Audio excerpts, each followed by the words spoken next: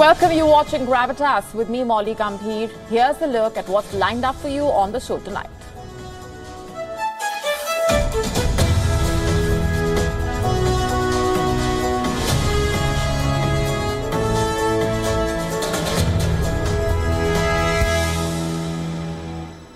My dear friend, about your position on supplies.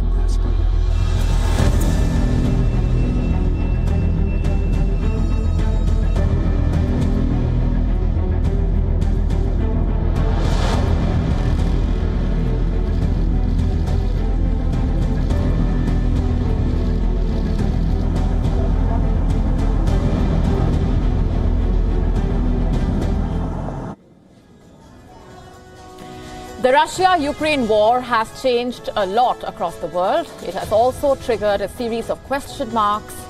And as of now, the focus is on the G7, the group of seven. And you know what the grouping is focusing on? The war. And whether that should even be happening is a debate that we are not getting into tonight. What we are looking at, though, is a major takeaway that has emerged shortly before we started this broadcast. And that's India's statement. It has refused to condemn Russia. Prime Minister Modi says that India stands on the side of peace and that the country will maintain communication with Russia and Ukraine.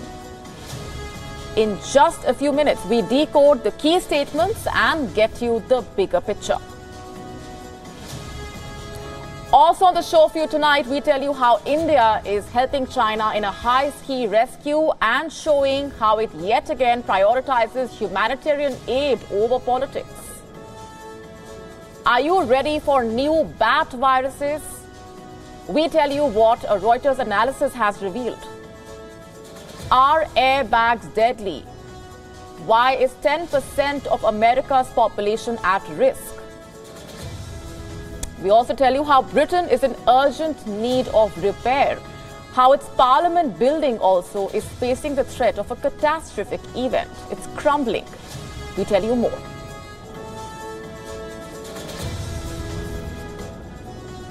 India will not be condemning Russia or joining the Western sanctions on Russia. India's Prime Minister Narendra Modi has made this clear as the world's focus shifts to Japan, where the Indian Prime Minister Narendra Modi landed earlier today.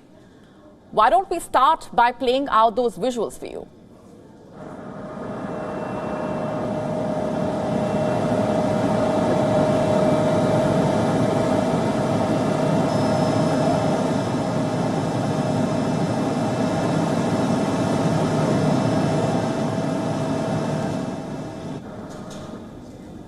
PM Modi is in Hiroshima to attend the G7 meeting. Quick question here. Is India a member of the G7? And the answer is no, it's not. But India has been invited to attend the summit.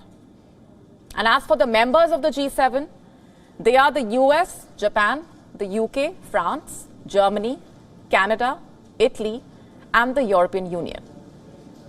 The world's richest nations and a grouping who also happen to be very open supporters of Ukraine in the ongoing war. They are meeting in Hiroshima with what seems to be a plan to turn the G7 into an anti-Russia forum. And how exactly do we know that? 1. Ukraine's president has been invited to deliver a talk. Volodymyr Zelensky says very important things will be decided there. Number 2 being the US President Joe Biden has set the stage for an anti-Russia campaign. Upon landing in Hiroshima, Biden wasted no time in criticizing Russia. He said the United States will be working closely with Japan, which is the current G7 president, to hold Russia accountable for its quote-unquote aggression. Also, the G7 is already on it, by the way. Have a look at this statement. The G7 leaders' statement on Ukraine. Let me just read out a line for you. We condemn in the strongest terms Russia's manifest violation of the Charter of the United Nations and the impact of Russia's war on the rest of the world. You get the gist? Russia saw this coming. And here's what the Russian state news agency TASS had to say this morning. G7 member states will seek further ways to ostracize Russia at Hiroshima summit. India will not be party to this campaign. Prime Minister Modi made this clear in an interview to Nikkei Asia. He said India's position on Ukraine is quote-unquote clear and unwavering, adding, India stands on the side of peace and will remain firmly there. We are committed to supporting those who face challenges in meeting their basic needs, especially in the face of rising costs of food, fuel and fertilizers. We maintain communication with both Russia and Ukraine. Cooperation and collaboration should define our times, not conflict, unquote. Now, these are noteworthy words. And they point at what India has been saying for 15 months now. The Ukraine war is not a problem of India's making, and India does not need to take sides here. Sure, India will continue to condemn violence, but it won't just be condemning violence emanating from a particular side. Read Russia. Sure, India, as a responsible global leader, will also continue to push for peace, just like it has been, pushing for dialogue, de-escalation, at every possible forum and meeting. So the only side that India will be taking is the side of peace. It will engage with both sides as a force for good. In September 2022, Prime Minister Modi met President Putin on the sidelines of the SCO meeting in Samarkand. Prime Minister Modi told Putin that this is not an era of war, a line that has since been retreated by the world leaders. And now in Hiroshima, Prime Minister Modi is expected to meet Zelensky. This will be the first in-person interaction between the two leaders since the start of the war. But this interaction cannot be seen as India joining the pro-Ukraine club. Hiroshima, the city in which these leaders are meeting, stands testimony to what a provocation may result in. Hiroshima's legacy urges prioritizing pushing for peace, not pointless provocation. And with that, from one theater of conflict, we turn to another, that's West Asia. It's a region with numerous rivalries and divisions. What if I tell you that things there are changing, that West Asia is witnessing a transition? Old rivalries are fading in the face of new temptations. Old enemies are becoming friends again. Just to put it simply, the Arab world seems to be uniting for a common cause. And what is their cause, you ask? Countering Western hegemony, standing up to American domination. And to achieve this, they are bolstering their ties and putting decades of differences aside. Just have a look at some recent developments. On Thursday afternoon, something rather unusual happened. The president of Syria, Bashar al-Assad, landed in Jeddah. What for? To attend the Arab League summit. And this development is significant, to say the least. Assad is attending this summit for the first time since Syria was suspended from the regional body in 2011. That's right. Since then, Assad was shunned by many fellow leaders after his government's violent crackdown on pro-democracy protests triggered a civil war, a war in which 500,000 people were apparently killed. Listen to this. In view of the Syrian government's failure to carry out in its entirety and immediately the Arab League's initiative that was signed at the foreign ministerial level meeting on the 2nd of November 2011, we announced the suspension of the participation of the Syrian delegation in meetings of the Arab League Council and all of the agencies associated as of November 16th. But this month, Syria was readmitted after states which had backed the opposition accepted that Assad's grip on power was secure. And this includes the summit's host, Saudi Arabia. Have a look at these images. They show Assad arriving at that summit and being greeted by the Saudi Crown Prince Mohammed bin Salman. The two were seen hugging with huge smiles on their faces. after which they proceeded for a photo op.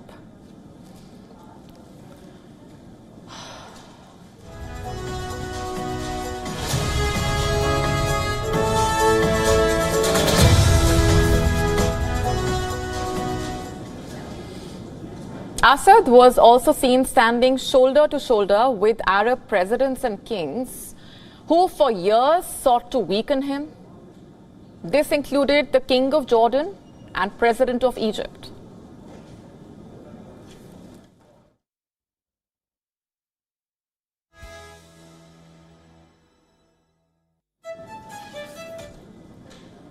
Now remember, this visit comes shortly after Assad visited the UAE. In March this year, he went to Abu Dhabi on Sunday and met his counterpart, Sheikh Mohammed bin Zayed Al Nahyan. And this was Assad's second trip to the UAE in as many years. Interestingly, this one came right after a visit to Oman last month. So that's 3 countries in 3 months, and all 3 were once Syria's enemies. They now consider it as a friend. So what explains this detente? Well, there are 2 reasons. The first one is the 6th February earthquake. It devastated large parts of Syria, also caused a huge number of casualties. The diplomatic momentum that was generated in the earthquake's aftermath has bolstered Damascus's relations with Arab countries like the UAE and Saudi Arabia. They both sent millions in aid to help Syria rebuild. So that's one reason. And the other one is the growing closeness between Iran and Saudi Arabia. Remember, a few months back, the 2 arch rivals who were fighting a proxy war in Syria decided to normalize their ties after years of animosity. This development was striking. It stunned most of the world, not because the 2 were sworn enemies, but because of who brokered that truce. China did. We've been telling you about this. This truce was the result of negotiations orchestrated by Beijing. It arranged talks in the mainland for several days for representatives from both sides. And guess what Iran is doing now? It's hailing the reinstatement of Syria into the Arab League. Have a look at the report on your screen, praising the decision. Iran's foreign ministry spokesperson has said, and I'm quoting, addressing differences among Muslim countries contributes to regional peace and reduces foreign interference in the region. And how should we view this? We know the Arab world is uniting. We know China is playing a big role in this. Could a strategic alliance follow soon?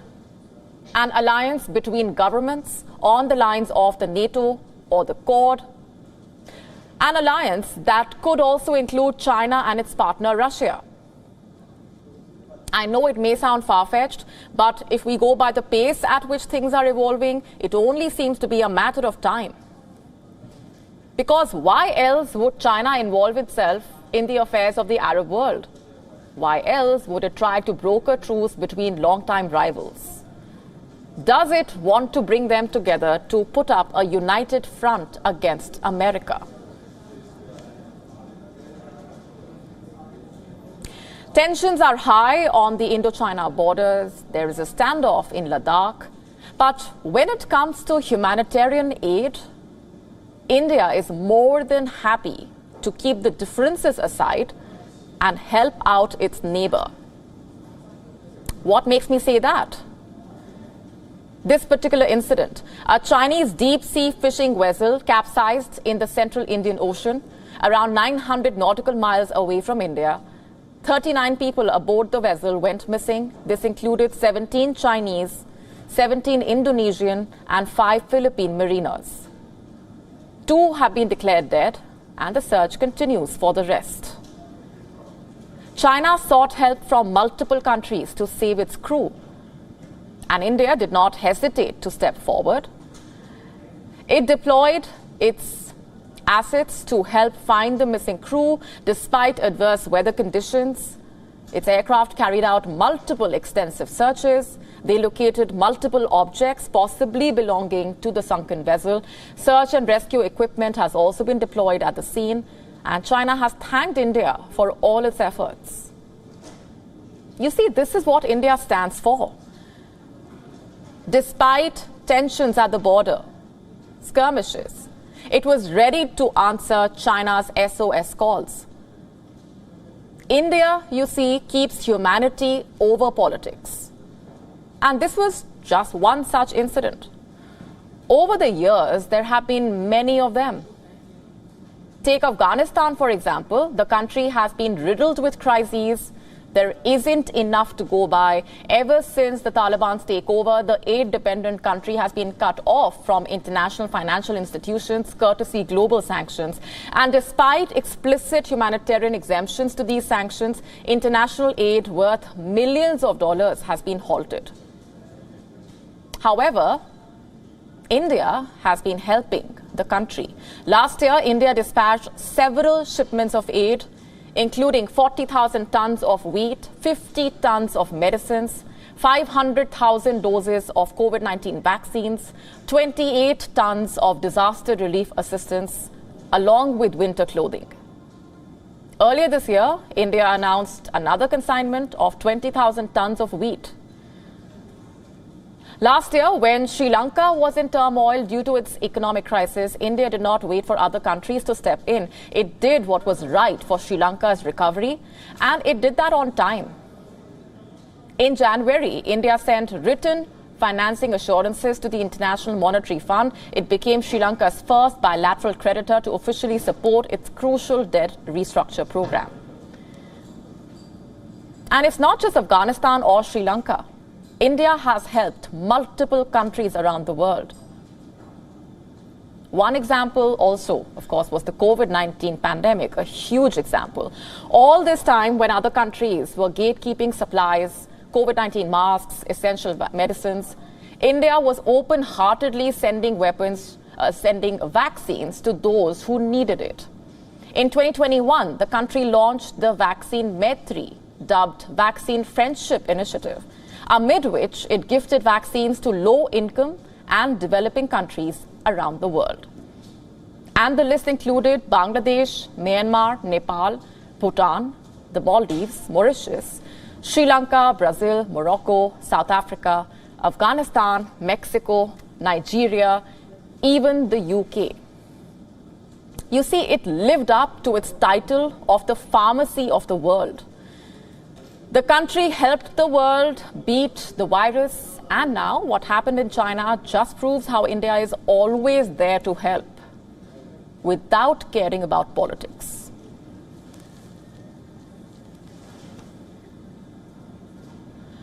Let's now talk about another story from India. It's about an observation from the country's apex court, the Supreme Court of India.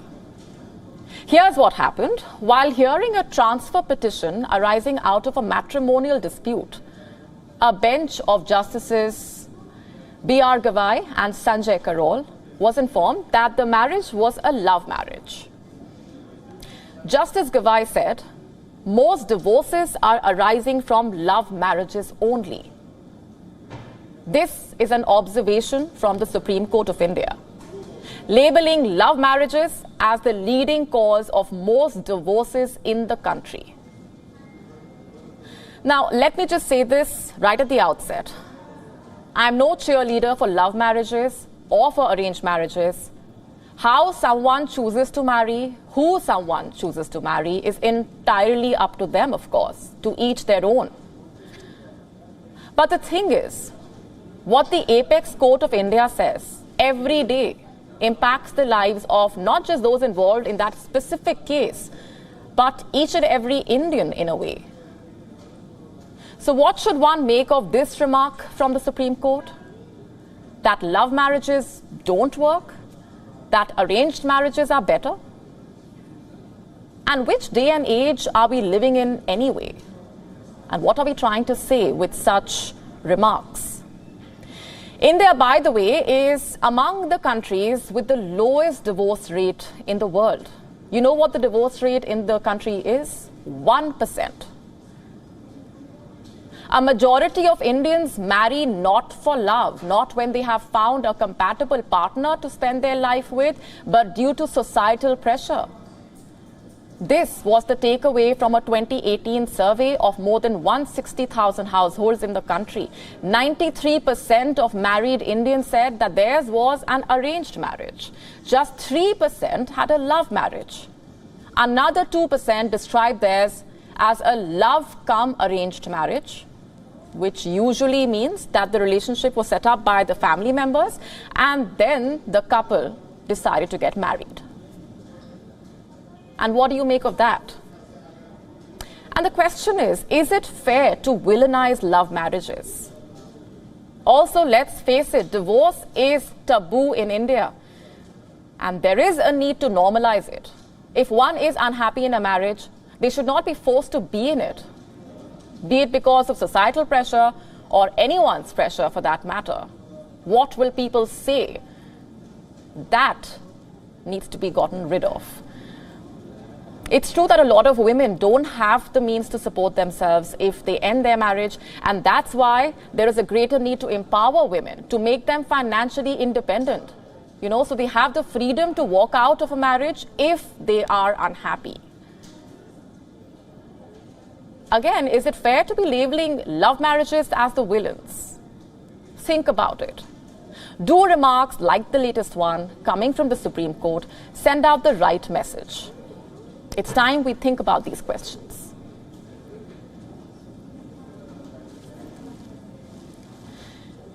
Have you ever heard of the Sunday Times Rich List? It's a list of the wealthiest people in the UK, and by wealthy, I mean multi-billionaires. Each year, the count of billionaires has boomed, but it seems like the boom time is over. The Rich List has witnessed the first fall in the number of billionaires. This comes while the wealth shared by the big players has climbed up. What is happening to Britain's richy rich? What's the reason for the sudden drop in billionaires? Our next report getting you the complete story. How do you perceive Britain? Do you see it as the empire on which the sun does not set? Well, it seems the sun has set on some of the UK's wealthiest. The Sunday Times Rich List, a list of the wealthiest people in the UK which features King Charles III and Prime Minister Rishi Sunak, has some interesting takeaways. The Rich List, which keeps adding more billionaires each year, has dropped some people from the list this time. This is the first fall in billionaires since the financial crisis of 2007-2008. The list has dropped 6 of the wealthiest from last year and now has 171 people. But on the other hand, the wealth shared by the billionaires has boomed to over $850 billion. That's a rise of over $37 billion from last year. So is the boom in shared wealth a good thing? It might seem so, but it's not. You have to consider Britain's double-digit inflation. If we consider the effect of high inflation on wealth, the nearly 4.5% increase in shared wealth actually represents a fall. After seeing inflation climb over 10%, some billionaires say that years of cheap money boomed the value of companies. But now it's time to be sensible and get back to work. Some people might derive happiness by looking at billionaires facing tough times. But this incident is bound to have a chain effect. The financial pain for billionaires can be relayed as well. You see, the wealthiest of the wealthy don't operate in a vacuum. The more money billionaires lose, the less likely they are to start businesses, which will result in lesser job opportunities. This will ultimately slow down economic growth. So what can the country's leader do about this? Well, unfortunately, he is also in this mess. Prime Minister Rishi Sunak and his wife Akshata Murthy, who made their debut on the Rich List in 2022, have climbed down the list after losing nearly $250 million since 2022. This major drop is due to the losses Infosys faced, the Indian IT giant, some of whose shares Akshata Murthy owns. There's a list of other billionaires who met the same fate. Sir Richard Branson, founder of the Virgin Group, witnessed an over 42% drop in his fortune. The failure of his satellite venture, Virgin Orbit, led to the loss. Denis Sverdlov, founder of Arrival, an EV manufacturer, was dropped from the list when his over $12 billion brand was reduced to an over $29 million company. Alex Chesterman, the CEO of Kazoo, a used car dealer's company, witnessed its shares drop 99%. This is one of the biggest losses for a billionaire. The fall of the billionaires has also hit shareholders hard. Virgin Orbit, Arrival and Kazoo, which are part of the public market, have flushed out a number of shareholders due to losses. How things shape up from here onwards remains to be seen. Watch this space. Bureau Report, WION World is One.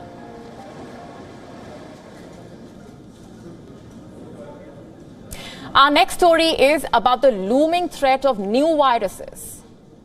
Are you ready for new bat viruses? Now, we don't mean to scare you, of course, but China, the birthing ground of the COVID-19 pandemic, might be on track to create another global health crisis. How exactly? Let's just try and break this down for you. Beijing has financed a railway track that connects China to Laos. It's a part of Xi Jinping's Belt and Road Infrastructure project. The track that cuts through a 422-kilometer area of forested terrain.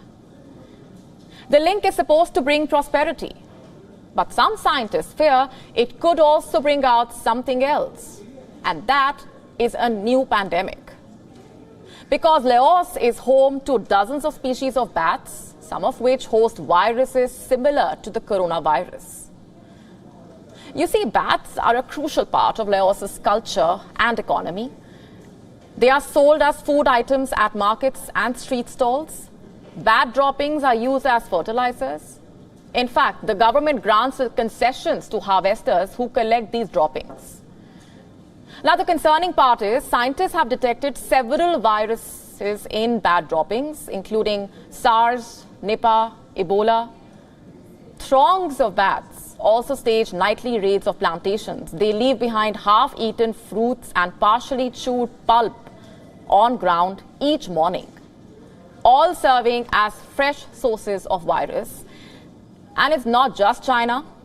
Have a look at this Reuters report. It says in Ghana, several have died due to Marburg, a deadly virus found in common African fruit bat.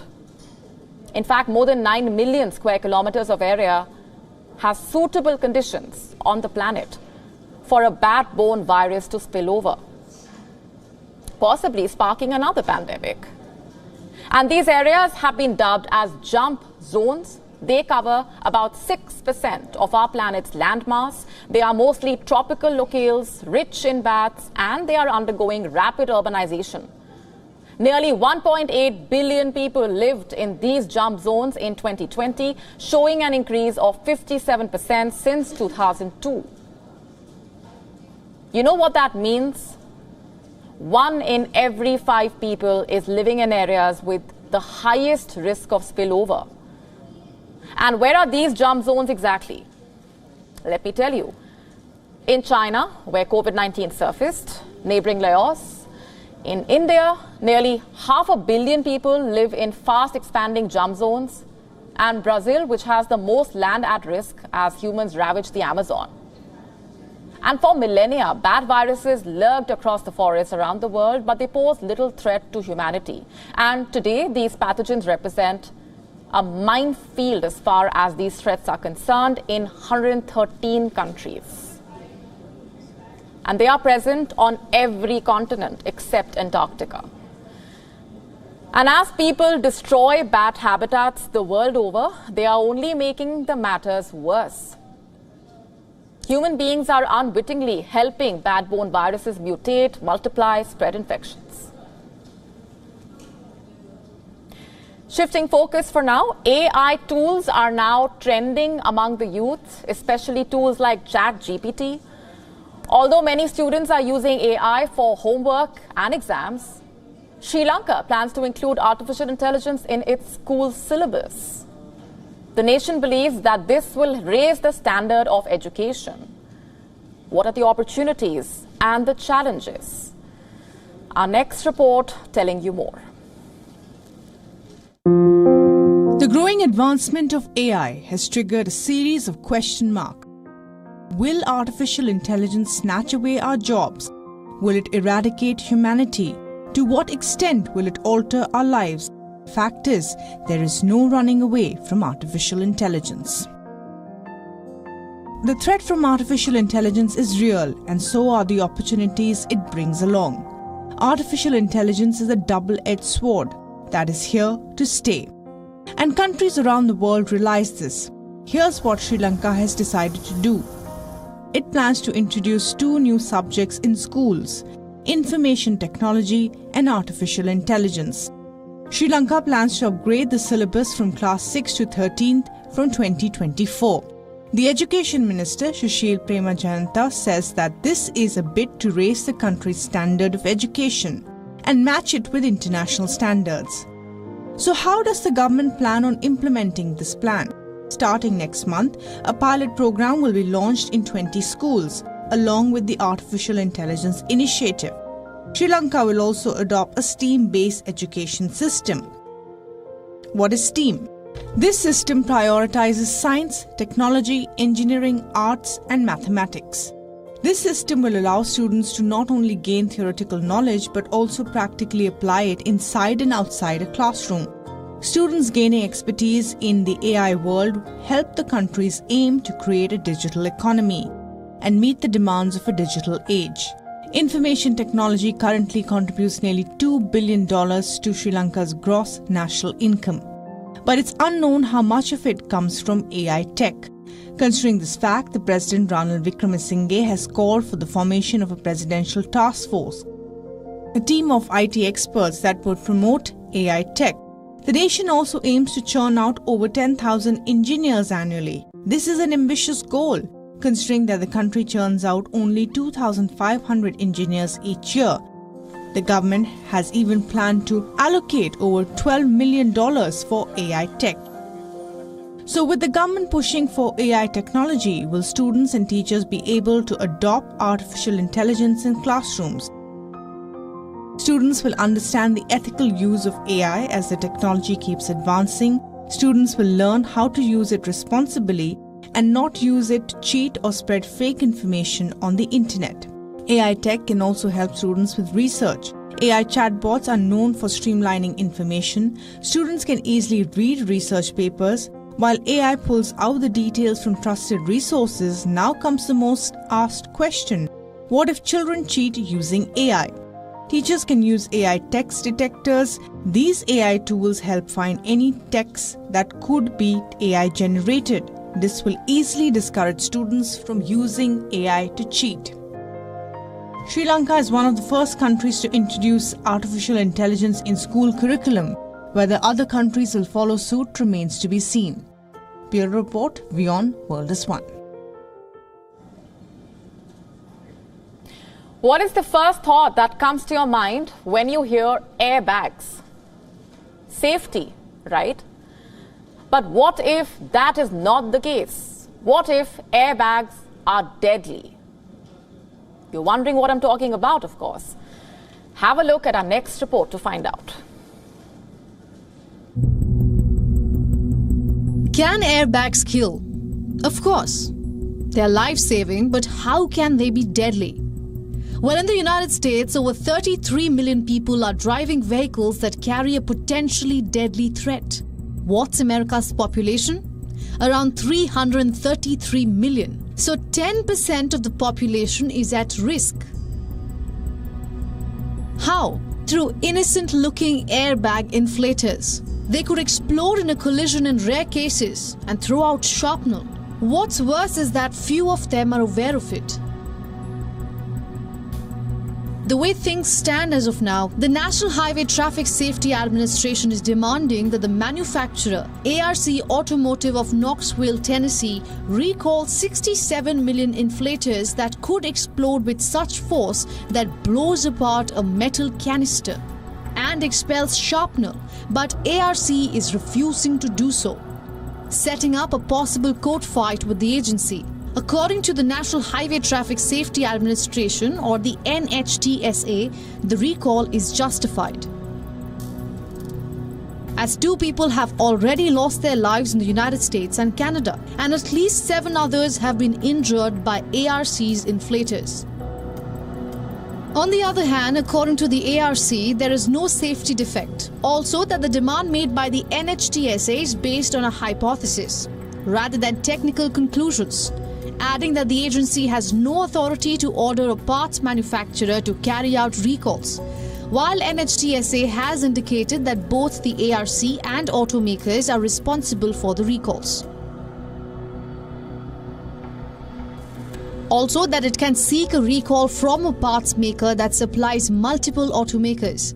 The next step is for NHTSA to issue a final ruling on whether the inflators are defective and then hold a public hearing. And in the midst of all of this, here's what is happening. Owners of vehicles made by at least a dozen automakers are confused. They're left wondering what the answer is to this big question.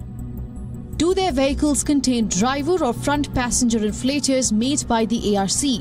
These are automakers like Chevrolet, GMC, Ford, Toyota, Volkswagen, Audi, BMW, Porsche, Hyundai. The thing is, the ARC supplies inflators that are included in other manufacturers' airbags as well. So for vehicle owners, it is difficult to figure out if their inflators are made by the ARC. What complicates matters is that a full list of affected models has not been released by the NHTSA or the ARC or the automakers. So basically, the standoff means automakers are struggling to find out just how many of their vehicles contain the inflators. The auto manufacturers are also asking the NHTSA whether they must start doing recalls. So while things remain up in the air, over 33 million Americans could be at risk from potentially deadly airbags. Bureau Report, WION World is One. Britain is in need of major repair work. Things seem to be falling apart, quite literally. You see, the Big Ben stopped ticking for the second time this week. It also failed to sound its famous bong sound. And this failure comes after over $99 million was spent on refurbishing the clock. And the Britain Parliament is no better. Leaking pipes, faulty roofs, and loose wiring. The clock is ticking on the Palace of Westminster. Is Britain facing a leak in its system? And where is all the money meant for repair work really going? UK's failing economy. We've been telling you about this. The protests against the coronation ceremony as well, and the controversial shenanigans of the Prime Minister Rishi Sunak. But now things seem to be getting worse. Britain seems to be physically breaking down.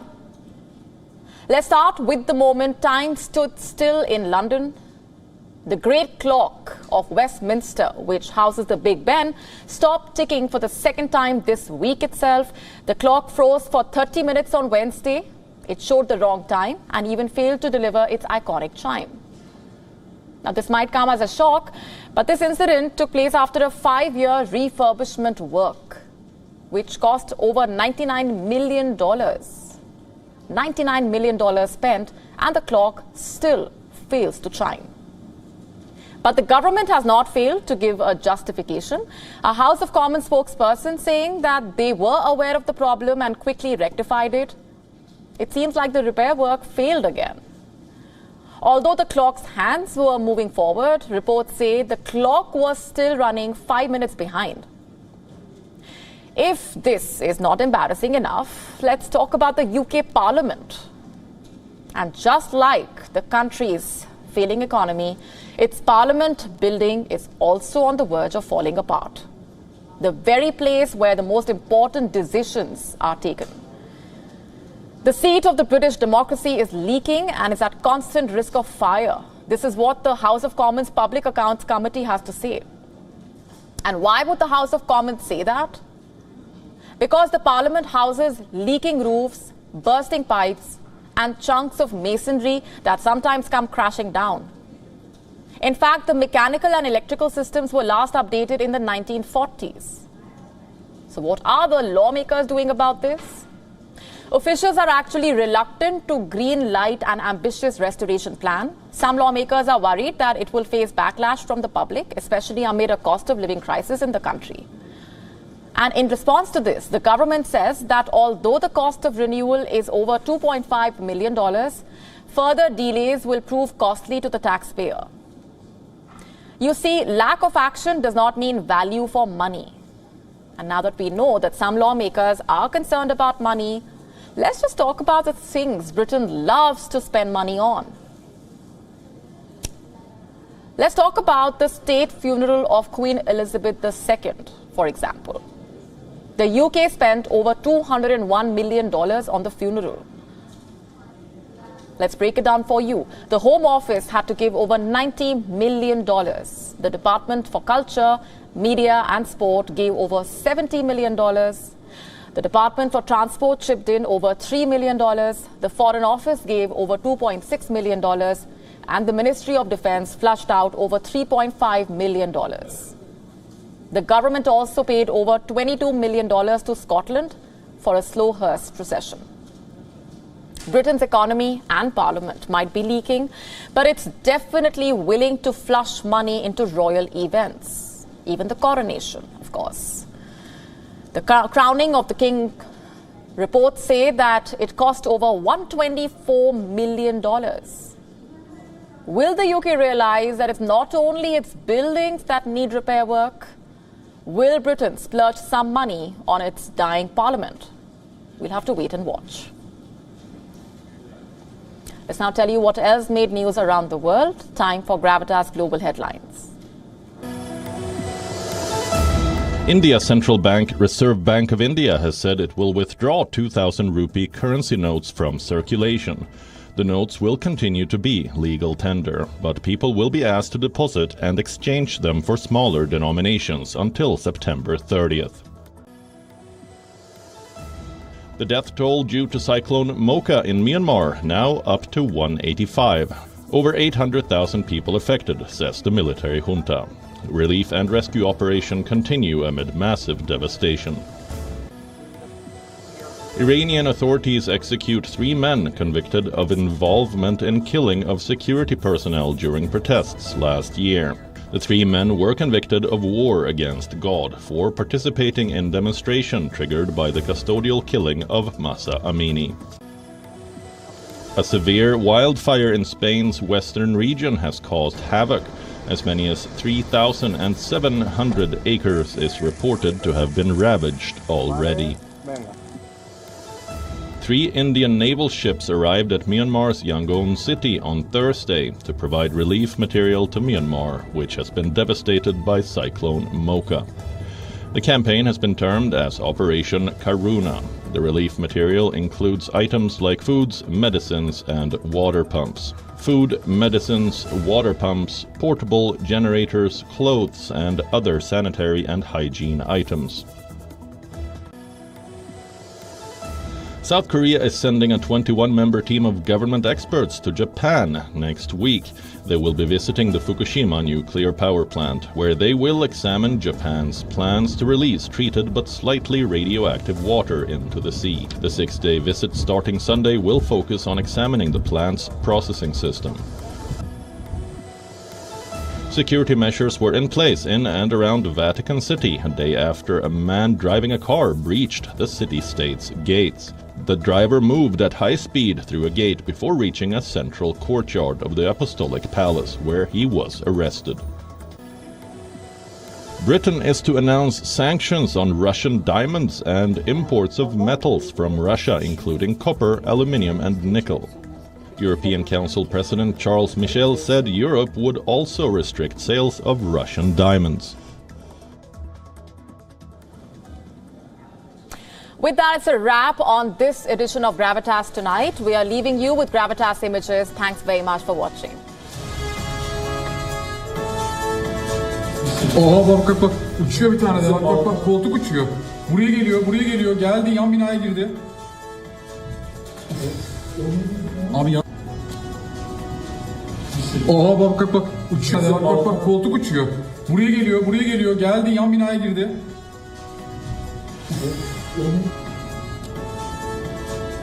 Bak uçuyor bir tane.